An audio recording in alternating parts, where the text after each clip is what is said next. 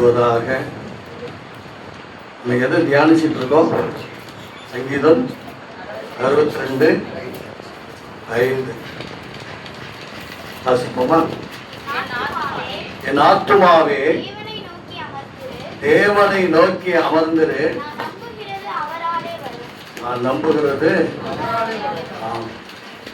இந்த மனுஷனால அல்ல, அவரால.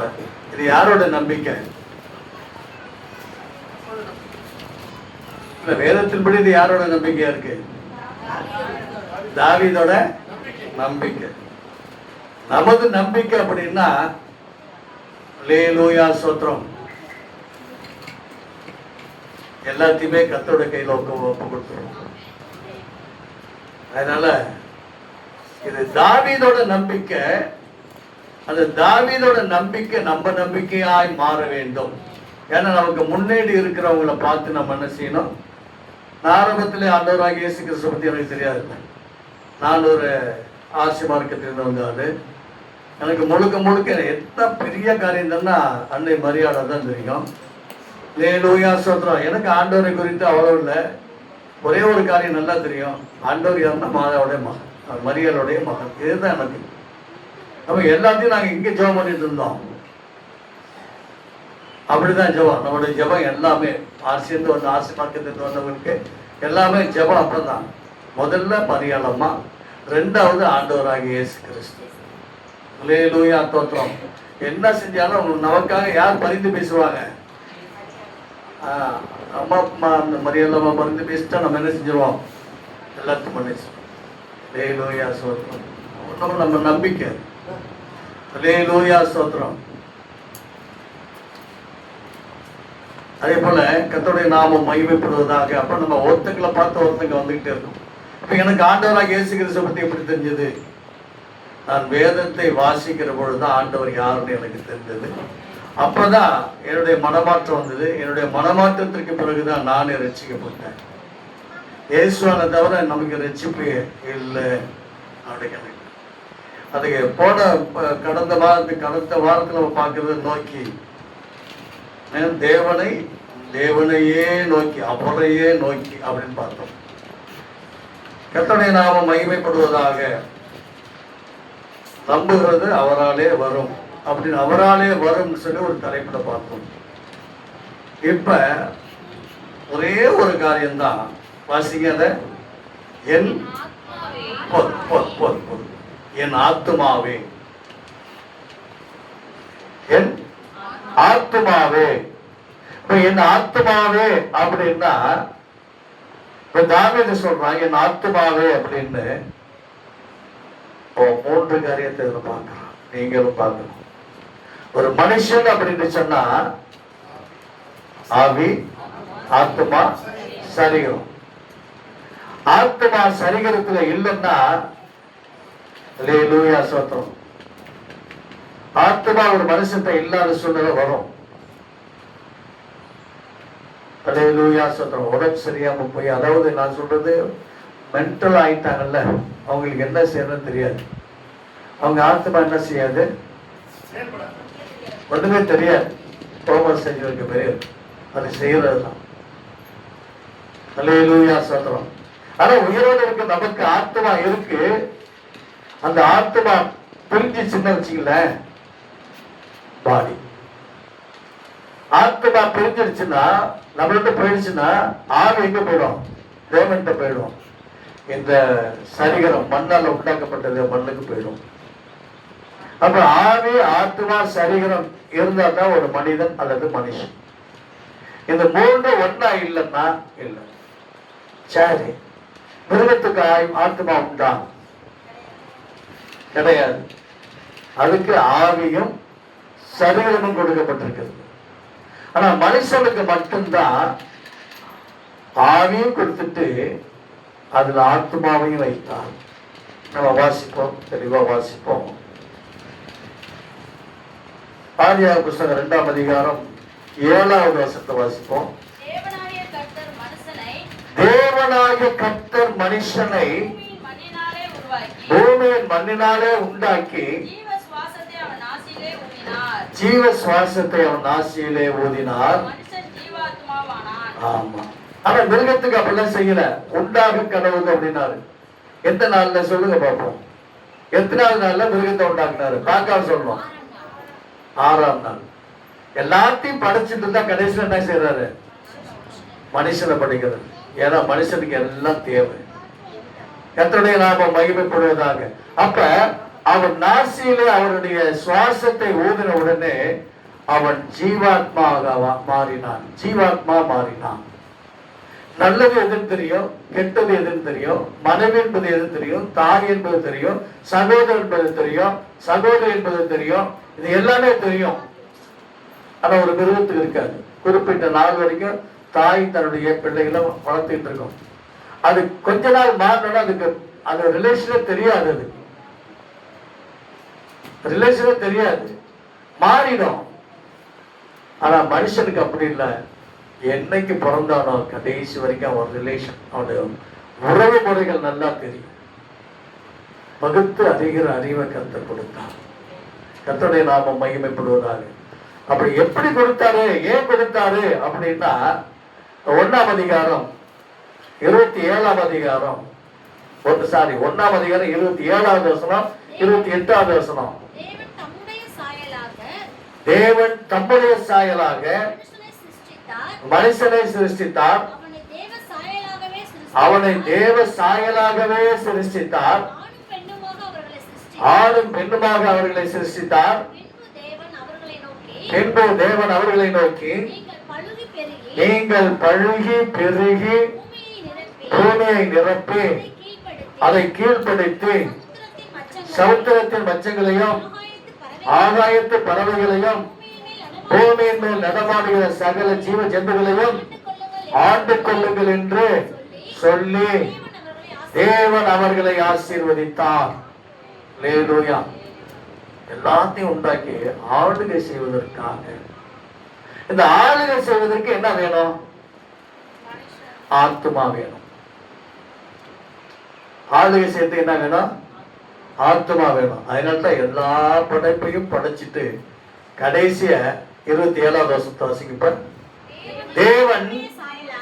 தேவன் தம்முடைய சாயலாக மனுஷனை சிருஷ்டித்தார். அவனை தேவ சாயலாகவே சிருஷ்டித்தார். ஆணும் பெண்ணுமாக அவர்களை சிருஷ்டித்தார். ஒரு மனுஷனை உண்டாக்குற பொழுது அவனை எப்படி உண்டாக்குறாரு? தேவ சாயலாக ஆணும் பெண்ணுமாகவே. ஆண்டவ உண்டாக்குறப்ப பெண்ணுங்கிறதா? அவர் சொன்ன காரியத்தை பாருங்களேன். ஆணும் பெண்ணுமாகவே சிருஷ்டித்தான். சொல்ற எல்லாத்துக்கும் தனித்தனியா படைச்சாரு. ஆணையும் பெண்ணையும் படைச்சுக்கிட்டே வந்தாரு எல்லா மிருக ஜீவன்லையும். ஆனா மனுஷன் அப்படி இல்லை. ஆணும் பெண்ணுமாக படைத்தார். அந்த ஆணுக்குள்ள யார் இருக்கா?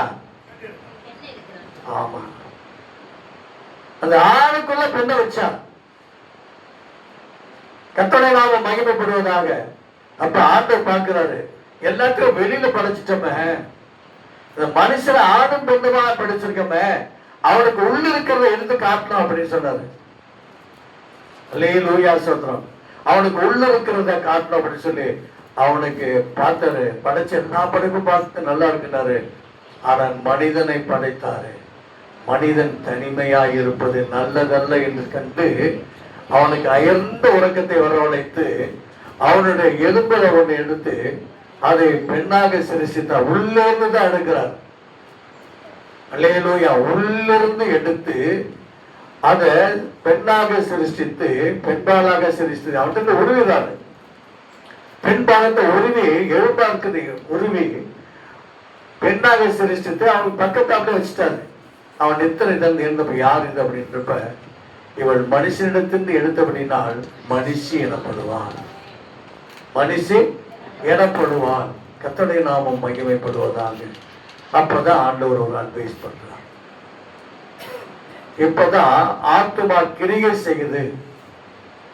ஆத்மா உள்ள ஊதிட்டாரு. ஜீவாத்மாவா மாறிட்டான். ஜீவ ஆத்மா, அழியாத ஆத்மா. சரீரம் அழிஞ்சு போயிடும், ஆறு தந்தத்தை போயிடும், ஆத்மா அழியாது. அது நியாய தீர்ப்புக்காக இருக்கும். நம்ம மாம்சத்துல செய்கிற ஒவ்வொரு பாவத்திற்கும் கணக்கு கொடுக்கிறது யாருன்னா ஆத்துமா. ஆத்துமா தான் கணக்கு கொடுக்கும். ஆகவே சகோதர சகோதரிகளே, இந்த நாள்ல நம்ம பார்க்கணும், ஆத்துமா என்பது தேவன் நம்முடைய நாசியில, மனுஷனுடைய அந்த உருவத்துல நாசியில ஊதின உடனே அவன் தேவ சாயலா இருக்கிற மனுஷன் ஜீவாத்மாவாய் மாறினான். அவனிடத்துல அழிக்க கூடாது ஆண்டவருக்கு, அவன் மரணிக்க கூடாது என்பதுதான், என்னோட இருக்கணும்னு சொல்லிதான் ஆண்டவர் விரும்பினார். அதனாலதான் ஆத்மாவை வைத்தார். அப்ப வைத்த பிறகு அதோடே இருந்துட்டான்னா அவன் தேவசாயலாகவே இருந்திருப்பான். அந்த நாட்கள் வந்தது. அல்லேலூயா. சொந்த தேவனிடத்திலிருந்து பிரிப்பதற்கு சர்ப்பம் வந்தது. நான் இருந்த இடத்தை யார் சுதந்திரித்துட்டா? மனுஷன். ஏதோ தட்டத்தில் இருந்த அக்கினி கற்கள் மத்தியில உலாவின, எல்லாம் செஞ்ச, எல்லா அதிகாரமும் ஏற்ற இருந்துச்சு. என் நினப்பால கெட்டு போயிட்டோம் அப்படின்னு சொல்லி அந்த இடத்துல இருக்கிற மனுஷனை என்ன செஞ்சான்? அல்லேலூயா ஸ்தோத்திரம். இன்னைக்கு சில பேருக்கு அட்வைஸ் பண்ணாவே பிடிக்காது இருக்குல்ல, சில பேருக்கு அட்வைஸ் பண்ணா பிடிக்காது. அல்லேலூயா ஸ்தோத்திரம். அட்வைஸ் பிடிக்காத பிள்ளைகள்லாம் பார்த்தீங்கன்னா அது வாழ்க்கையெல்லாம் பார்த்தீங்கன்னா ரொம்ப கஷ்டப்படுற சூழ்நிலை இருக்கும். கர்த்தருடைய நாமம் மகிமைப்படுவதாக. அதே கண்டிப்பா ஏற்றுக்கொண்ட பிள்ளைகள்லாம் பார்த்தீங்கன்னா எங்கேயோ இருக்கும். ரெண்டு ஆசீர்வாதம் இருக்கும். அல்லேலூயா. கர்த்தரால் ஒரு ஆசீர்வாதம் வரும், பெற்றோர்கள் செய்த கிரியில் நிமித்தமாக ஆசீர்வாதம் வரும்.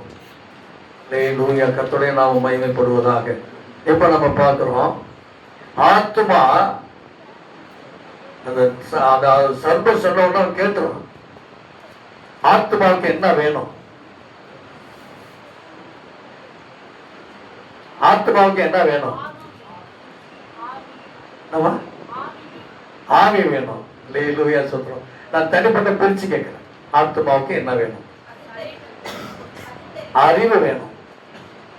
ஆத்மாவுக்கு அறிவு வேணும். நீதிபதி புஸ்தகத்துக்கு 19ஆம் அதிகாரம் 2, 3 ஆகிய வசனங்களை வாசி. ஒருத்தங்க நல்லா மைக்ல வாசிச்சா நல்லா இருக்குமே. மைக் ஆட்டருக்கு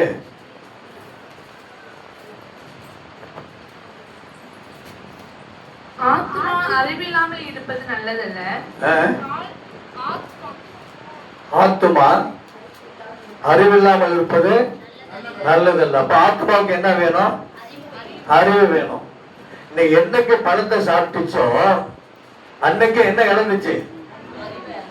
அறிவை இழந்துருச்சு. அல்லேலூயா ஸ்தோத்திரம். ஆத்மாவுல உள்ள அறிவு போயிடுச்சு, மாம்சத்துல உள்ள அறிவு வந்துடுச்சு உள்ள. ஆத்மா அறிவு எங்க போயிடுச்சு? போயிடுச்சு. வாசிங்க, தொடர்ந்து வாசிங்க.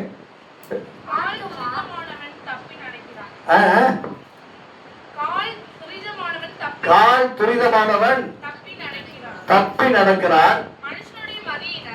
மனுஷனுடைய மதியினம் அவனுடைய வழியை தாறுமாறாக்கும் என்றாலும்.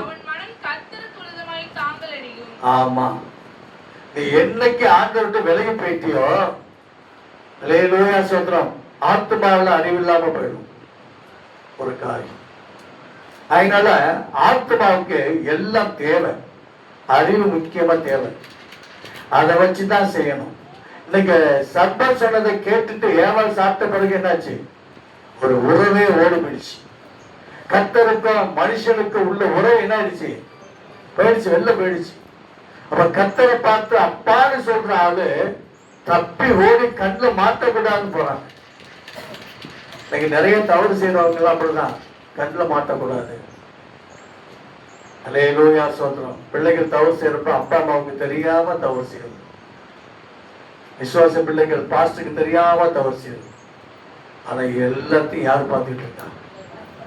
ஆமா. அப்ப ஆத்மாவில் என்ன இருக்கணும்?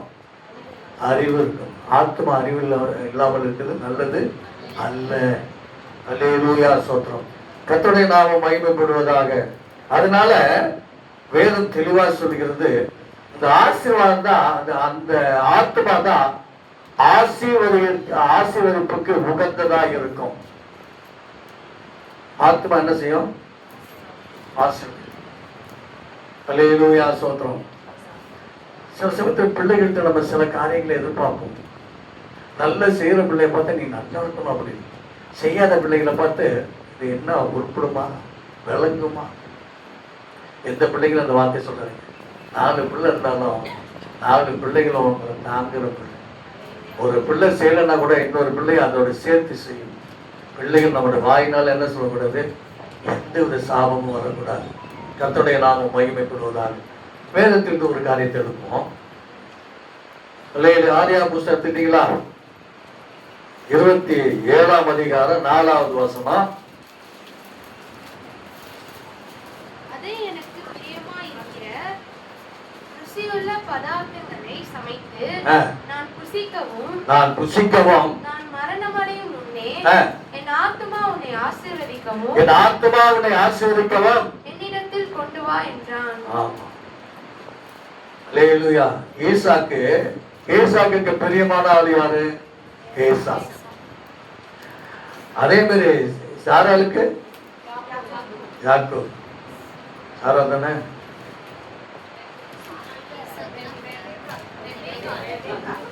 அப்ப சாராளுக்கு சொன்னீங்க. சரி, பரவாயில்ல, விழித்திருக்கிறீர்கள். அப்ப இவனுக்கு மகனுக்கு மேல ஏன் மகன் மேல அந்த ஆசை வந்துச்சு? ஏன் பாசம் வந்துச்சு? அவன் கர்ப்பஸ்திரியா இருக்கிறப்ப கர்த்தரிடத்துல விசாரிக்க போனான். விசாரிக்கிறப்ப கர்த்தர் தேவன் சொன்னாரு, உன் வயிற்றுல இருக்கு 2 கோத்திரம் இருக்கு, மூத்தவன் சேவிப்பான். அத மனசுல வச்சுக்கிட்டான். நான் நினைக்கிறேன் இந்த ஆதாம்கிட்ட சொல்லியிருப்பாளா, சொல்லியிருக்காது ஏசாவிட்ட சொல்லியிருப்பாளா, சொல்லியிருக்க மாட்டானா?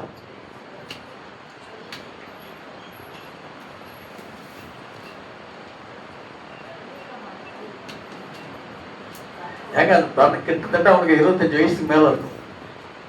25 வயசாவது இருக்கும் பசங்களுக்கு. இப்ப 25 வருஷமும் இந்த காரியத்தை பேசாம இருப்பாங்களா? இந்த அருமையான தேவ பிள்ளைகளை உங்களுக்கு ஒரு காரியம் சொல்றேன். கர்த்தர் உங்களோட பேசுறது உங்களுக்கு எந்த ஒரு ஒளிமறைவு இல்லாம கணவன்கிட்ட சொல்லணும், கணவன் மனைவிட்ட சொல்லணும். எந்த ஒளிமறைவும் இருக்கக்கூடாது. ஆண்டவர் அப்படிதான் பார்க்கிறார். கணவன் மனைவி கிட்ட என்ன இருக்கணும்? அன்பு இருக்கணும். ஒருத்தங்க கலந்து பேசணும். கணவன் மனைவி பேசாம போனா அந்த வீட்டுல குடும்பத்துல விரிசல் இருக்கும். பேசணும். ஆதாம் தான் ஏவாள் எடுத்தான். அல்லேலூயா சொன்னோம். 2 பேரும் ஒரே மாம்சமா இருக்காங்க. அதுதான் கண்டினியூவா வந்துகிட்டு இருக்கு. அல்லேலூயா சொல்றோம். சில பேர் நினைக்கலாம், அல்லேலூயா தாவீதுக்கு யாரை எடுத்திருப்பா? நினைக்க வருமா வராதுங்க? நினைச்சு பாருங்க. சாலமோனுக்கு யாரை எடுத்திருப்பா?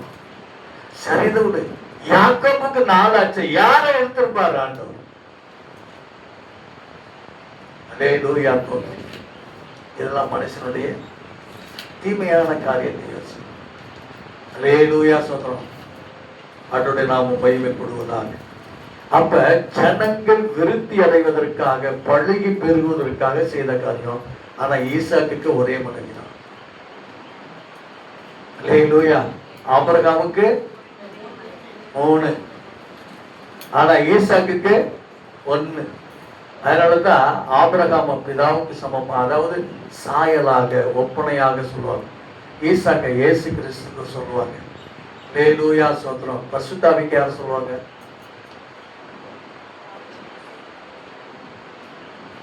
யாக்கோபுக்கு பொண்ணு, அது ஈசாக்குக்கு பொண்ணு பார்க்க போறாங்கல்ல, எலியேசர். அவர் தான் போய் பார்க்க. கர்த்தருடைய நாமம் மகிமைப்படுவதாக. ஆவியானவர் தான் இயேசுப்பா. இயேசப்பா தான் பிதாவானவர். ஏன் சொல்றாங்கன்னா இப்படி அப்படி சொல்லுவாங்க, ஒரு அண்டர்ஸ்டாண்டிங்காக சொல்றது ஒழிய அவர் ஆபிரகாம் பிதாவும் அல்ல, ஈசாக்கு இயேசுவும் அல்ல, எலியேசர் ஆவியானவரும் அல்ல. இவங்க அவங்களை இயக்குனாங்க, அந்த வேலையே செய்தார்கள். கர்த்தருடைய நாமம் மகிமைப்படுவதாக. அப்ப இவனுக்கு என்னாச்சுன்னா, தான் மகனை ஆசீர்வதிக்கணும், பெரிய மகனை ஆசீர்வதிக்கணும். ஏன்? 2வது வசனம். அப்பொழுது ஆ, நான் முதிர்வயதுள்ள யாரு ஏசாகிட்ட சொல்றான்? ஆ, முதிர்வயதானே, ஆ, என் மரணம் இன்ன நாளில் என்று அறியேன். அறியேன். ஆகையால் நீ உன் ஆயுதங்களாகிய ஆ. உன் அம்பரா துணியையும் ஆ. உன் வில்லையும் எடுத்துக்கொண்டு எடுத்துக்கொண்டு வனத்துக்கு போய் எனக்காக வேட்டையாடி அதை எனக்கு பிரியமா இருக்கிற ருசியுள்ள பதார்த்தங்களாக சமைத்து நான் புசிக்கவும் நான் மரணமடையும் முன்னே என் ஆத்துமா உன்னை ஆசீர்வதிக்கவும் என்னிடத்தில் கொண்டு வா என்றான். ஆமா, என்னைக்கு எந்தெந்த பிள்ளைகள் தாய் தகப்பனுக்கு பிரியமா நடக்குதோ தாய் தகப்பனுடைய ஆத்துமா அவங்கள மனமாற ஆசீர்வதிக்கும். அதனாலதான் தாய் தகப்பனே தப்பு செஞ்சாலும், அல்லேலூயா சொல்றோம், நிறைவு குறைவா செஞ்சாலும் தாய் தகப்பன் மேல என்ன செய்யக்கூடாது? அல்லேலூயா சொல்றோம். சாப்பிட்டுட்டு என் ஆத்துமா உன்னை ஆசீர்வதிக்கும் அப்படின்னு சொல்லிட்டார். உடனே மனைவி இதை கேட்டுட்டு இருந்தா. கேட்டது சும்மா இருப்பாளா? அல்லேலூயா ஸ்தோத்திரம். ஆமென். அல்லேலூயா ஸ்தோத்திரம். 4வது வசனம் வாசிட்டீங்களா? 4.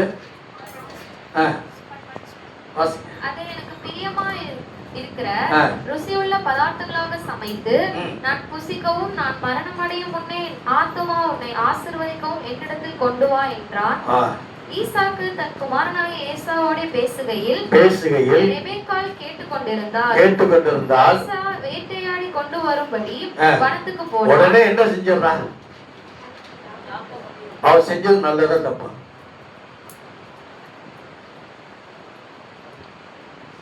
புருஷனுடைய ஆசை, மூத்த மகன் நல்ல திருப்தியா கொடுக்கறான், நல்ல ருசியுள்ள பதார்த்தங்களை கொண்டு வரான், நல்லா சாப்பிடுறோம், அவனை ஆசீர்வதிக்கின்றது அவங்க வேலை. ஆத்மா ஆசீர்வதிக்கிறது, மனித ஆத்மா ஆசீர்வதி. ஆனா ரெபெக்காவுக்கு அது இல்லை. அவன் எதை நம்பினான்னா கர்த்தருடைய வாக்கு தத்தத்தை நம்பினான். கர்த்தருடைய வாக்கு தத்தம், மூத்தவன் இளையவனை சேமிப்பான். அல்லேலூயா சொல்றோம்.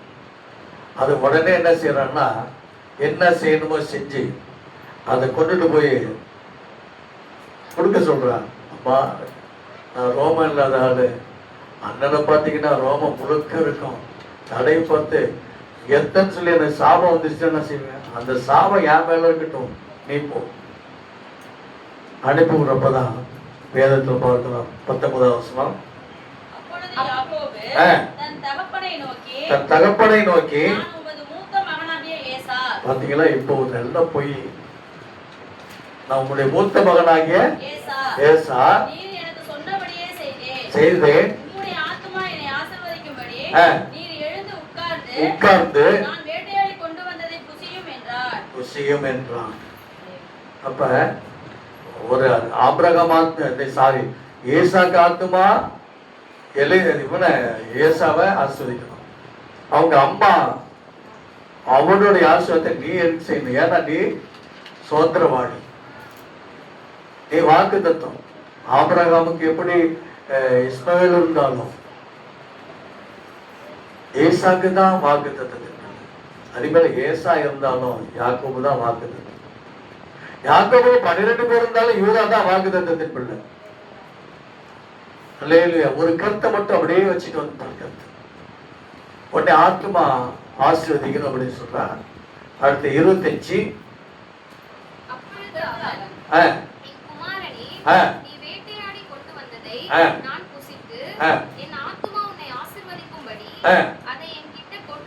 யாக்கோபு சொல்றாரு, கொண்டு வா அப்படின்றாரு.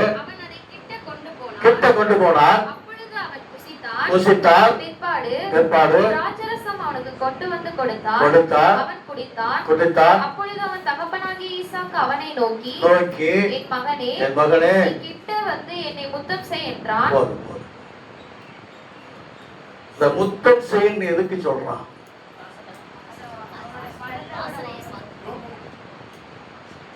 முத்தம் என்பது அன்புன்னு அர்த்தம். யூதாசை பார்த்து ஆண்டவர் என்ன சொன்னாரு? காட்டி கொடுத்தாயா. முத்தம் என்பது அன்பு. அல்லேலூயா சொல்றோம். முத்தம் என்பது அன்பு. அந்த முத்தம் செய், என்ன அன்பு செய். ஏசப்பாவை பார்த்தீங்கன்னா நலதம் என்கிற தைலத்தை அவர் மேல ஊற்றி கண்ணீரால பாதத்தை கழுவி கூந்தலால தொடச்சி ஓயாமல் முத்தம் செய்தான். அல்லேலூயா ஸ்தோத்திரம். பார்க்கிறவங்க எல்லாம் என்ன செஞ்சாங்க? தொன்றாது. ஆனா ஆண்டவர் சொன்ன பதில் என்ன தெரியுங்களா? இவளை தொந்தரவு செய்யாத. அல்லேலூயா. இவளை தொந்தரவு செய்யாத.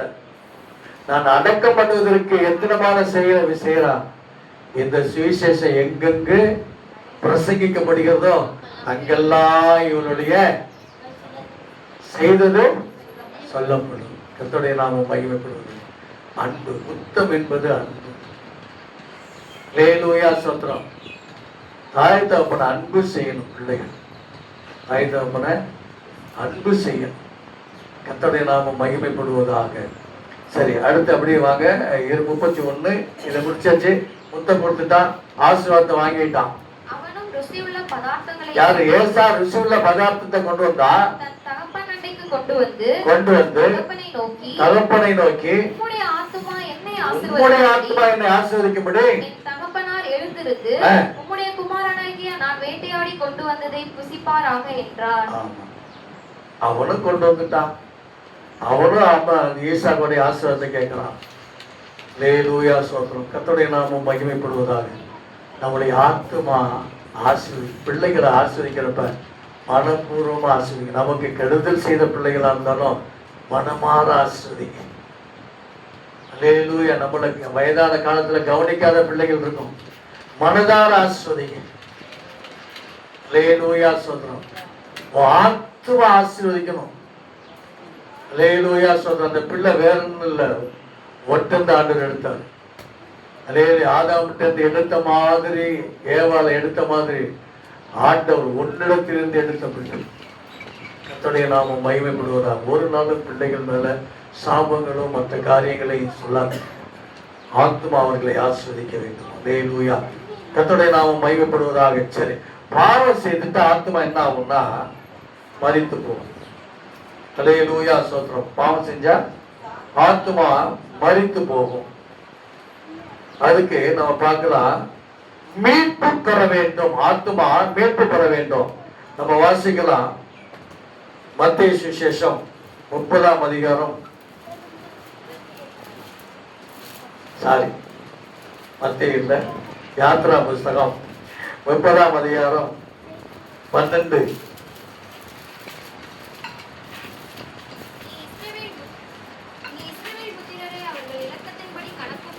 கணக்கு பார்த்து எண்ணும் போது அவர்களுக்குள்ளே ஒரு வாதை உண்டாகாதபடிக்கு அவர்களில் ஒவ்வொருவனும் எண்ணப்படும் சமயத்தில் தன் தன் ஆத்துமாவுக்காக கர்த்தருக்கு மீட்கும் பொருளாக கொடுக்க கடவன். ஆத்துமாவுக்காக மீட்கும் பொருளை கொடுக்கணும்.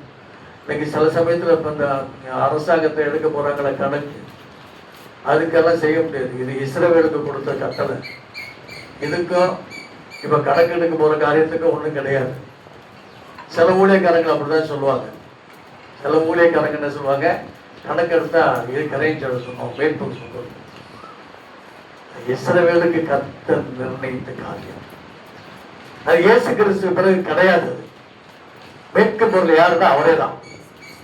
இயேசு கிறிஸ்து தான் மீட்கும் பொருள். கர்த்தருடைய நாமம் மகிமைப்படுவதாக. அப்ப லேவிய புஸ்தகத்தை பார்த்தோம்னா 17ஆம் அதிகாரம் 11வது வசனம்.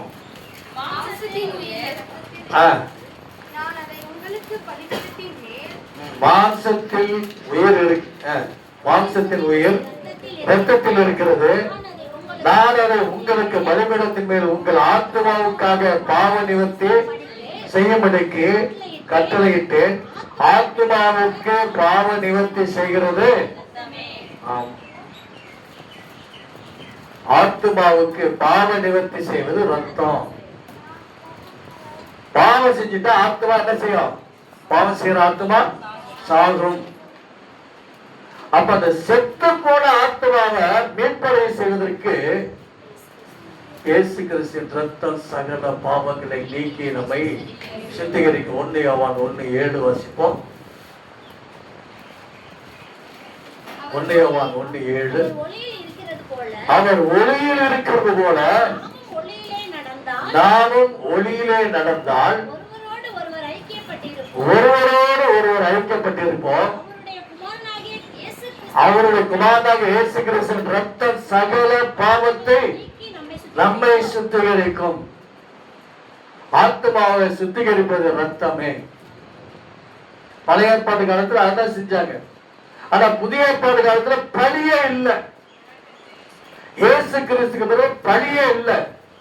ஏன்னா அவரே பலியாய் வந்துட்டார். கல்வாரியில உங்களுக்கா எனக்கா ரத்தத்தை சிந்தினார்.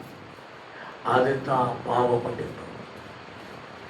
பாவம் செய்த ஆத்மாவை பாதுகாக்கிறது, பாவம் செய்த ஆத்மாவில பரிகாரம் எப்படின்னா, நான் செய்தது பாவம், இனிமே செய்ய மாட்டேன்னு சொல்லி ஆண்டவர்கிட்ட மன்னிப்பு கேட்கிற பொழுது எந்த ஒரு நிபந்தனை இல்லாம பாவத்தை மன்னிக்கிறவர் இயேசு. அல்லேலூயா. அதனால பாவத்தை மன்னிக்கிறான்னு அடிக்கடி பாவம் செய்யக்கூடாது. அப்படின்னா என்ன செய்யறோம்? அவருடைய தழும்புகள்ல மீண்டும் காயப்படுது. அல்லேலூயா. அவரை மீண்டும் நம்ம சிலுவையில அறையிறோம். கர்த்தருடைய நாமம் மகிமைப்படுவதாக. இது எவ்வளவு பெரிய காரியம் தெரியுங்களா? அதனால ரட்சிக்கப்பட்ட நம்ம ஏதோ, அதாவது ஒரு காரியம் சொல்ற வச்சுங்களேன், பொய் எல்லாருக்குமே சர்வசாதாரணமா வரும்.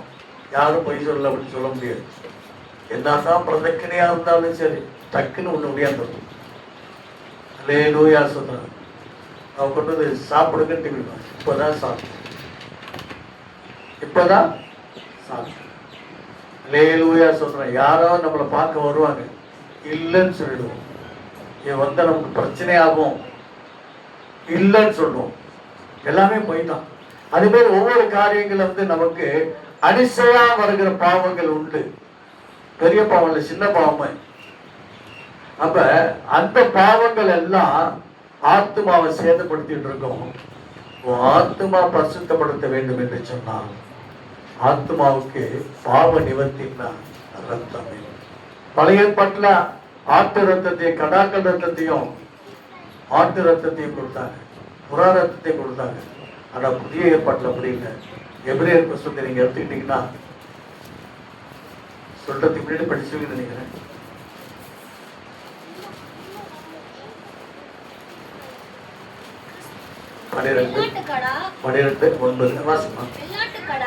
வெள்ளாட்டுக்கடா, இளங்காலை இவைகளோட ரத்தத்தினாலே அல்ல, நம்முடைய சொந்த ரத்தத்தினாலே, இயேசு கிறிஸ்துவினுடைய சொந்த ரத்தத்தினாலே ஒரே தரம் மகா பரிசுத்த ஸ்தலத்திலே பிரவேசித்து நித்திய மீட்பை உண்டு பண்ணினார்.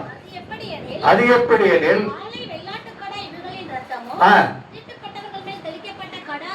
சாம்பலம்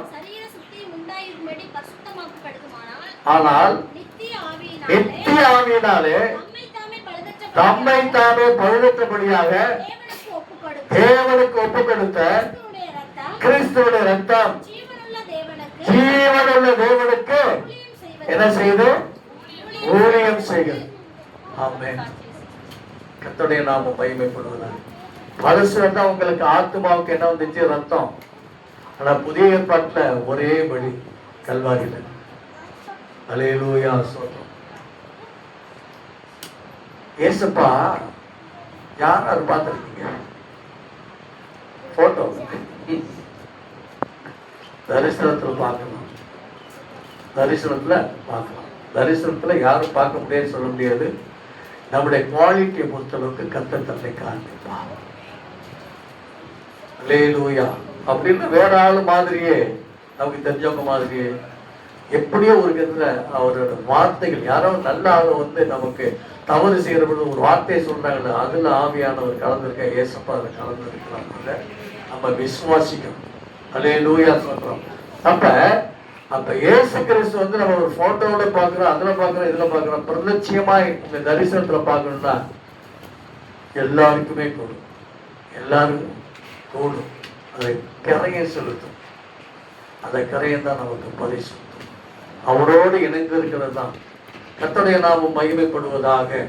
அப்ப அவரை பார்க்கணும் அப்படின்றப்ப அல்லேலூயா சொல்றோம். நீங்க மற்ற யாருமே இல்லை. அல்லேலூயா சொல்றோம். சின்ன சிறியவர்களுக்கு செய்யறது எல்லாம், ஆமா, எனக்கே செய்துட்டீங்க அப்படின்ற கர்த்தருடைய நாமம் மகிமைப்படுவதாக. அப்ப அவரே நமக்கு ஜீவபடியா வந்தார்.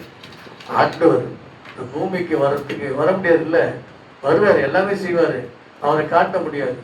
தனக்கு ஒரு சரீரத்தை கேட்டு வாங்கினார். அல்லேலூயா. குமாரனாகிய இயேசு கிறிஸ்து தான் சரீரத்தை யார்த்த பிதாவிடத்திலிருந்து கேட்டு வாங்கினார். அல்லேலூயா. சோதரன் ஜீவனை கொடுக்கவும் அதை மீண்டும் எடுத்துக்கவும் நான் அதிகாரத்தை பெற்றுக்கொண்டேன். யோவான் சுவிசேஷத்தில் சொல்வாரு, அவன் பெற்றுக்கொண்ட எதுக்கு பெற்றுக்கொண்டார்? சரீரத்தை. நம்ம சரீரத்தில் செய்கிற ஒவ்வொரு பாவத்திற்காகவும் அவன் சரீரம் கிழிக்கப்படுவதற்காக அவர் கேட்டு வாங்கினார். கர்த்தருடைய நாமம் மகிமைப்படுவதாக. கேட்டு வாங்கினார் சரீரத்தை. இப்படியே விட்டுட்டாண்டாவோ ஒருத்தன் கூட பரிசுத்தமாக முடியாது, ஒருத்தன் கூட பரலோகத்துக்கு வர முடியாது. அதுக்காக சரீரத்தை கேட்டு வாங்கி அந்த சரீரத்தை கிழித்து அந்த சரீரத்தை உபத்திரத்தில் ஒப்பு கொடுத்து ஆத்மாவை வாழ வைப்பதற்காக தன்னையே அர்ப்பணித்தார். அல்லேலூயா. சோத்திரம். அப்ப இயேசு கிறிஸ்து ரத்தம் சகல பாவங்களை நீக்கி சுத்திகரிக்கிறது. அல்லேலூயா. சோத்திரம்.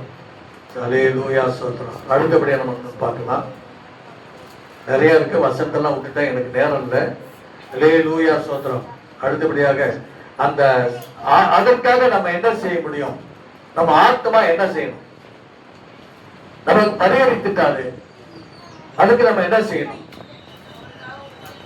அவருக்காக ஊழியம் செய்யணும். அல்லேலூயா. உபாகமம் புத்தகம் 4ஆம் அதிகாரம் 29ஆம் வசனம். 4:29.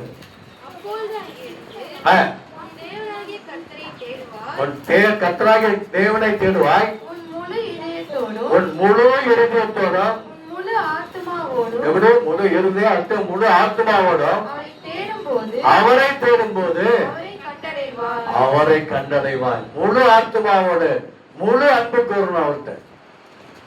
அதுதான் உபாகம புத்தகத்துல 6ஆம் அதிகாரம் 4வது வசனம் 5வது வசனம் பார்த்தீங்கன்னா, இஸ்ரவேலுக்கு நம்முடைய தேவனாகிய கர்த்தர் ஒருவரே கர்த்தர், நீ உன் தேவனாகிய கர்த்தரிடத்தில் முழு இருதயத்தோடும் முழு ஆத்மாவோடும் முழு பலத்தோடு அன்பு கூறுவாயாக. இன்று நான் உனக்கு கட்டளையிடுகிற உன் இருதயத்தில் இருக்க கடவுது. அவள் அன்பு கூறணும். ஆத்மாவோடு முழு இருதயம் முழு ஆத்மா முழு பலன். அல்லேலூயா. சொல்றோம்.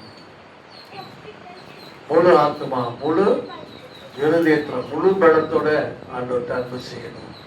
கர்த்தருடைய நாமம் மகிமைப்படுவதாக. இன்னொரு காரியம், ஆத்மா வியாகுலப்படும். ஆத்மா என்ன செய்யும்? வியாகுலப்படும். சங்கீதத்தில் பார்க்கலாம். 6வது சங்கீதம் 3வது வசனம்.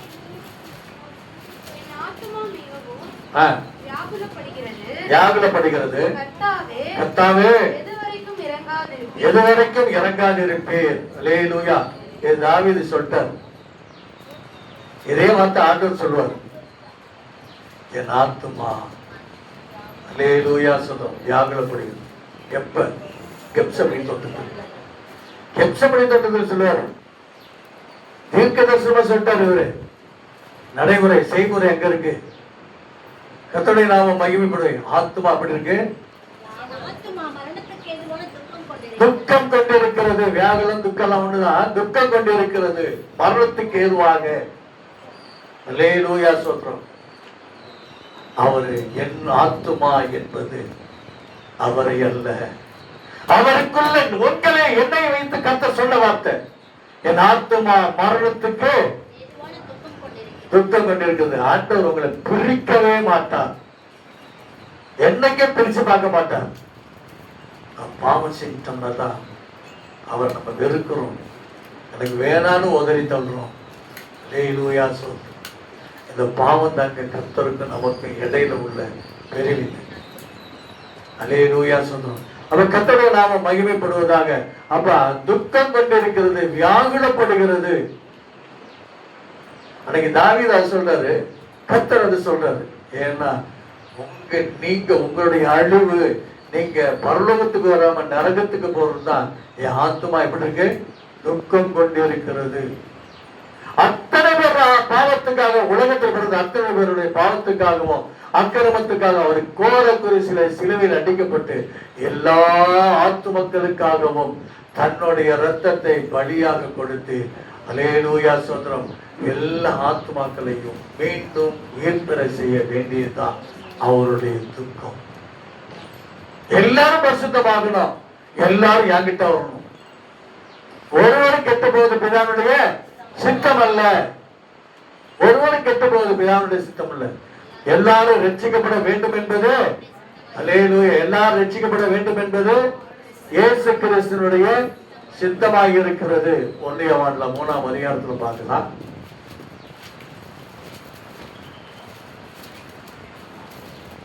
2ஆம் அதிகாரமா 2:15 பார்த்துட்டு 1 யோவான்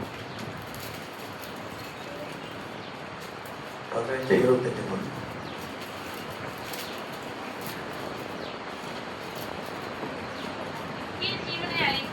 நித்திய ஜீவனை அளிப்பேன் என்பது அவர் நமக்கு செய்த வாக்குத்தத்தம். அவர் நமக்கு செய்த நித்திய ஜீவனை அளிப்பேன் என்பதே அவர் நமக்கு செய்த வாக்குத்தத்தம்.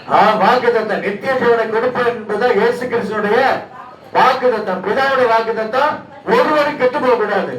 இயேசு கிறிஸ்துவ வாக்குத்தத்தம், உனக்கு நித்திய ஜீவனை அளிப்பேன். கர்த்தருடைய நாமம் மகிமைப்படுவதாக. சரி, அல்லேலூயா சொல்றோம். இது நம்ம எப்ப அப்படின்றப்ப ஒரு காரியம், கர்த்தருடைய நாமம் மகிமைப்படுவதாக. 1 பேதுரு 2ஆம் அதிகாரம் 11வது வசனம்.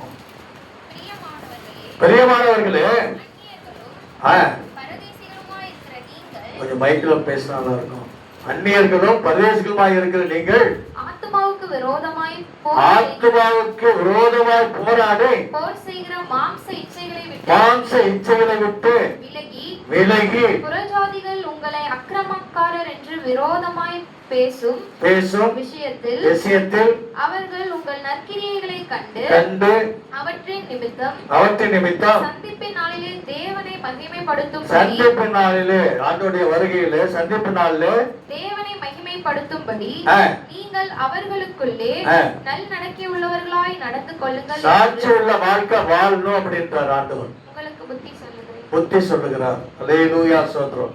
அடுத்த இன்னொரு காரியம், எல்லாருடைய ஆத்மா எங்க இருக்கு தெரியுமாப்பா? அல்லேலூயா ஸ்தோத்திரம். எல்லாருடைய ஆத்மா எங்க இருக்கு தெரியுமா?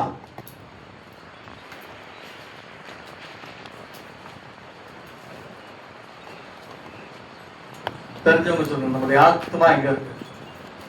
சங்கீதக்காரன் சொல்லுவான் 119ல 25வது வசனம், மண்ணோடு ஒட்டி கொண்டிருக்கிறது வசனத்தின்படி என்னை உயிர்ப்பியும். ஆமா ஆமா ஆமா ஆமா. கர்த்தருடைய நாமம் மகிமைப்படுவதாக. ஆத்மா எங்க ஒட்டிட்டு இருக்கு? ஆமா. 8:30 மணிக்கு சபை போடுதல். ஆனா நம்முடைய ஆத்மா எங்க ஒட்டிட்டு இருக்கு? ஒட்டிக்கிட்டு இருக்கு, மண்ணோட ஒட்டிட்டு இருக்கு. அல்லேலூயா ஸ்தோத்திரம். இன்னைக்கு பிரேயர் இருக்கு, நேரம் இருக்கு, நமக்கு எல்லா சௌகரியமும் இருக்கு, ஆனா போகல. ஏன்னா நம்முடைய ஆத்மா எங்க இருக்கு? மண்ணோட. அல்லேலூயா ஸ்தோத்திரம். மண்ணோட ஒட்டிக்கிட்டு இருக்கு. அல்லேலூயா ஸ்தோத்திரம். மாற்றும், அதை மாற்றி எல்லாமே தேவனுக்காக, இயேசுக்காக அப்படின்ற வரப்ப நீ என்னென்ன நினைக்கிறையோ அதெல்லாம் கர்த்தர் உனக்கு செய்வார். நீ நினைக்கிற காரியத்தை செய்வார். அல்லேலூயா ஸ்தோத்திரம். நம்முடைய சபையில ஜெபம் இருக்கு, நமக்கு நேரம் இருக்கு, எல்லாமே இருக்கு. ஆனா வரலன்னா அது என்ன செய்யறோம்? அசட்டை பண்ணுகிறோம். ஏன்னா இப்ப நம்ம இருந்தோம்னா நமக்கு இன்னது கிடைக்கும், அன்னது கிடைக்கும், அப்படி வரும், இப்படி வரும், நம்ம அதை செய்யணும், இதை செய்யணும், இதோடய ஒட்டிக்கிட்டே இருந்து ஆண்டவரை திருப்திப்படுத்தவே முடியாது. அதனால்தான் நம்முடைய ஜெபங்கள், விண்ணப்பங்கள் எல்லாம் லேட் ஆகிட்டே போயிட்டு. ஆனா தருவாரு. ஆனா என்ன ஆகும்? லேட்டு. எதனால? என் ஆத்மா எங்க ஒட்டிட்டு இருக்கு? மண்ணோட. அது மாறுகிற நிலைமை வரணும். அல்லேலூயா.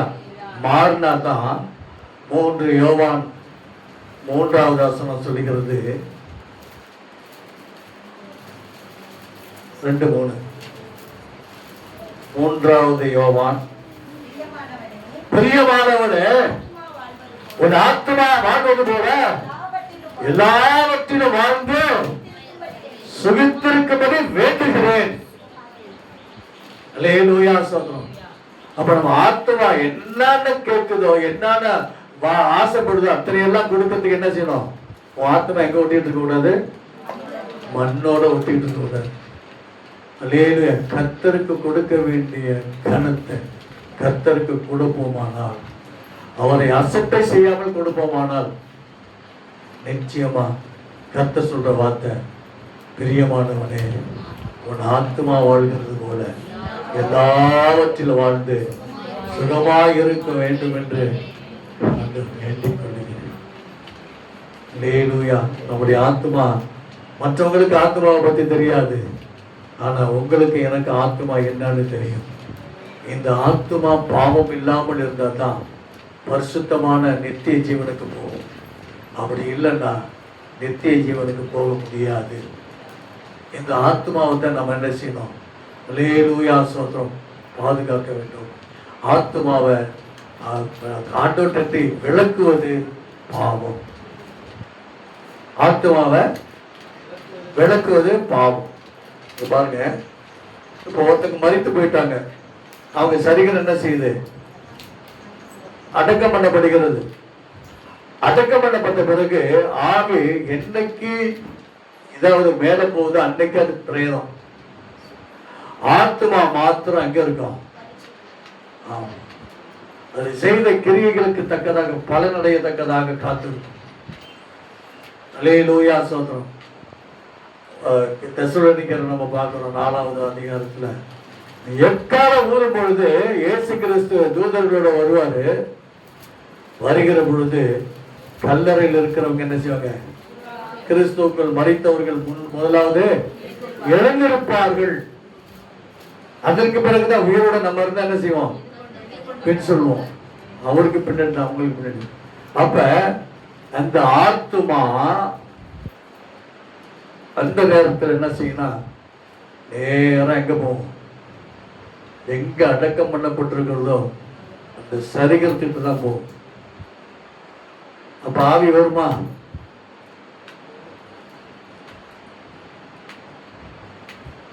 ஆண்டவர்கிட்ட போயிடுச்சு ஆவி. சரீரம் புதைக்கப்பட்டிருக்கு. ஒண்ணு மண்ணோட மண்ணா போயிடுச்சு. ஆத்மா வர சமயத்துல, இயேசு கிறிஸ்து வர சமயத்துல ஆத்மா எங்க போனா, நம்முடைய ஆத்மா எங்கெங்க மரித்தமோ அந்த இடத்துல போய் அதுல மறுரூபமாக்கப்பட்டு முதலாவது எழுந்திருத்து போவாங்க. இதான் ரகசியமே. தான் எங்க அடக்கம் பண்ணப்பட்டிருக்கோ அந்த இடத்துக்கு தான் போவோம். எங்க எரிக்கப்பட்டிருக்கோ ஆத்மா அங்கதான் போவோம். அதை உயிரோட எடுத்துக்கிட்டு போவோம். அப்போதான் தேவனாக இயேசு கிறிஸ்துவோட நம்ம ஐக்கியமாகும். மனவாட்டி சபை என்று சொல்லப்படும். அப்ப ஆத்மாவை எவ்வளவு பாதுகாக்கணும்னா, பாவத்தை வெறுத்து பரிசுத்தமாய் வாழ்ந்தோம் என்று சொன்னான். அல்லேலூயா. நித்திய ஜீவனுக்கு கொண்டு போவது அல்லேலூயா ஆத்மா. அதே சமயத்துல பாவம் செய்தமானால் அந்த ஆத்மா அந்த சரீரத்துல வந்து நேர நரகத்துல கொண்டு போய் நரகத்துல வாதிக்கப்படும். ஆவி இருக்காது. ஆவி எங்க போயிடுச்சு? கர்த்தரத்துல போயிடுச்சு. ஆவி வராது. ஆத்மா தான் கொண்டு போய் உன்னை பாதாளத்துல கொண்டு போறதுக்கும் சரி, பரலோகத்தை கொண்டு போறதுக்கும் சரி, அங்கதான் நடக்கும். நீங்க வீட்டுல போய் வாசிங்க. அல்லேலூயா. லாசர் ஐஸ்வர்யவான், இதை நீங்க வாசிக்கிற பொழுது நல்ல தெளிவாக போடப்பட்டிருக்கிறது. இரக்கமுள்ள நல்ல பிதாவே, உடைய நாமத்தை நாங்கள் மகிமைப்படுத்தினோம். ஆண்டவரே ஸ்தோத்திரையா. தாவீது, ஆண்டவரே ஸ்தோத்திரம், என் ஆத்மா தேவனை நோக்கி அமர்ந்து, நீ நம்புகிறது அவராலே வரும். நீ நம்புகிறது அல்லேலூயா அவராலே வரும். நம்முடைய நம்பிக்கை என்ன? தேவனுக்கு சித்தமானால் அடுத்த வாரத்துல நம்புகிறது குறித்து பார்ப்போம். இரக்கமுள்ள நல்ல பிதாவே, உடைய நாமத்தை நாங்கள் மகிமைப்படுத்துகிறோம். உடைய பெரிதான கிருபைகளுக்கெல்லாம் நன்றி. ஆண்டவரே, எங்க ஆத்மா வாழ்கிறது போல எல்லாவற்றிலும் வாழ்ந்து கர்த்தரோடு சேர்ந்திருக்க எங்களை உதவி செய்வீராக. எங்க ஆத்மாவை பாவம் திருடாதபடி, சாத்தான் கொடாதபடிக்கு ஆண்டவரே ஸ்தோத்திரம், இயேசு கிறிஸ்துவின் ரத்தம் முழுமையாய் பாதுகாக்கப்படியா ஜெபிக்கிறோம். இயேசு கிறிஸ்துவின் ரத்த கோட்டைக்குள்ளாக எங்களை அர்ப்பணிக்கிறோம். காயங்களுக்குள்ளே மறைத்துக் கொள்ள உடைய கிருபை சொந்து கொள்ளும்படியா ஜெபிக்கிறோம். ஆத்தும நேசரே ஆண்டவரே ஸ்தோத்திரம், எங்களை ஆளுகை செய்ய கன மகிமையை உமக்கே செலுத்துகிறோம். இயேசுவின் நாமத்தில் பிதாவே, ஆமென், ஆமென், ஆமென். என் ஆத்துமாவே கர்த்தரை ஸ்தோத்திரி, என் முழு உள்ளமே பரிசுத்த நாமத்தை ஸ்தோத்திரி. என் ஆத்துமாவே கர்த்தரை ஸ்தோத்திரி, கர்த்தர் செய்த சகல உபகாரங்களை எல்லாம் பரவாதே. ஆமென், ஆமென், ஆமென். நம் ஆண்டவராகிய இயேசு கிறிஸ்துவின் கிருபையும் பிதாவுடைய அன்பும் பரிசுத்த ஆவியினுடைய ஐக்கியம் அந்நியோன்யமும் சமாதானமும் சந்தோஷமும் கர்த்தராகிய இயேசு கிறிஸ்து வருகை மட்டும் என்றும் என்றும் சதா காலங்களிலும் உங்கள் அனைவரோடு கூட இருப்பதாக. ஆமென், ஆமென், ஆமென். ஒருவரை ஒருவர் வாழ்த்து சுகபுல விசாரித்து நல்ல சிரித்த முகத்தோடு அக்களிப்போடு ஒருத்தங்களை ஒருத்தர் வாழ்த்துங்க. கர்த்தருடைய நாமம் மகிமைப்படுவதாக. கர்த்தர் உங்களை ஆசீர்வதிப்பார்.